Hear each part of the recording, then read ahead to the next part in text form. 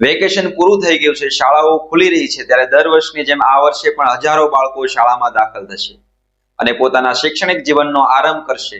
બાળકના શાળા પ્રવેશના દિવસે દરેક માતા પિતા માટે આ મહત્વનો બની રહે છે. ભવિષ્યમાં અનેક સપનાઓ સાકાર થઈ શકશે એવી આશાઓ જાગવાનો પ્રારંભ પણ આ દિવસથી જ થતો હોય છે. ત્યારે બાળકના ભવિષ્યમાં કેવું બનીને ઊભું રહેશે તેના ઘણા આધાર તેના શાળામાંથી મળેલા શિક્ષણ અને સંસ્કારો પર હોય છે.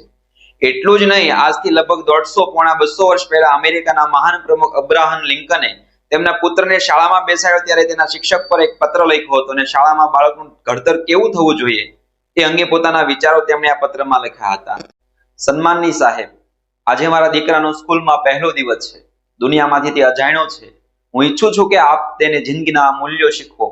આ જગતમાં બધા જ લોકો સાચા અને સારા નથી. આ વાત એને શીખવી પડશે.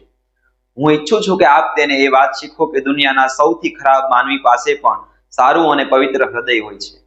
દરેક દુશ્મનની ભીતર પણ એક સારા દોસ્ત બનવાની અનંત ભાવના એ છુપાયેલી હોય છે.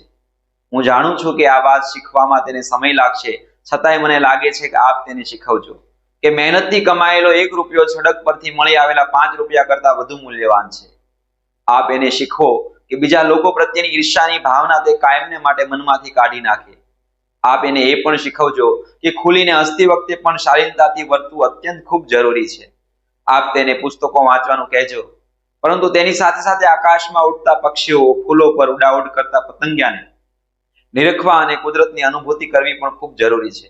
મારું માનવું છે કે બહેતર જિંદગી માટે આ બધું વધુ જરૂરી છે. આપ એને એ પણ શીખવો કે ચોરી કરીને કે કોઈની નકલ કરીને પરીક્ષામાં પાસ થવા કરતા નાપાસ થઈ જવું ખૂબ જરૂરી છે. પોતાની સાચી વાતને વળગી રહેવાનો હુનર એમનામાં હોવો જોઈએ. પછી ભલે એ તેને ગલત કહેતા રહે. દયાળુ લોકો સાથે પ્રેમથી વર્તવું અને ખરાબ લોકો સાથે સખ્તાઈથી ખૂબ વર્તવું જરૂરી છે. એમને એ શીખવજો કે બાળકને બીજા લોકોના તમામ વાતો સાંભળ્યા બાદ તેને કામની વાત કઈ છે તે પસંદ કરતા તેને આવડવું જોઈએ. અને એ પણ શીખવજો કે બીજા લોકોને ડરાવવા કે ધમકાવવા તે સારી વાત નથી. આ બધાથી એને ખૂબ દૂર રહેવું જોઈએ. આપ એને વાત પણ સમજાવજો કે નિરાશાની ખુશીમાં કેવી રીતે બદલી શકાય છે. એને એ વાત પણ શીખવજો કે જ્યારે પણ એને રડવાનું મન થાય ત્યારે ખૂબ રડી લે, એમાં પણ શરમ ન અનુભવે. હું માનું છું કે પોતાના પર ભરોસો ખૂબ હોવો જોઈએ, બીજાઓ પર વિશ્વાસ પણ હોવો જોઈએ, અને તેમ થશે ત્યારે જ એ બહેતર ઇન્સાન બની શકશે. એને કહેજો કે સફળતા પામવા માટે આખું આકાશ આ તારું છે.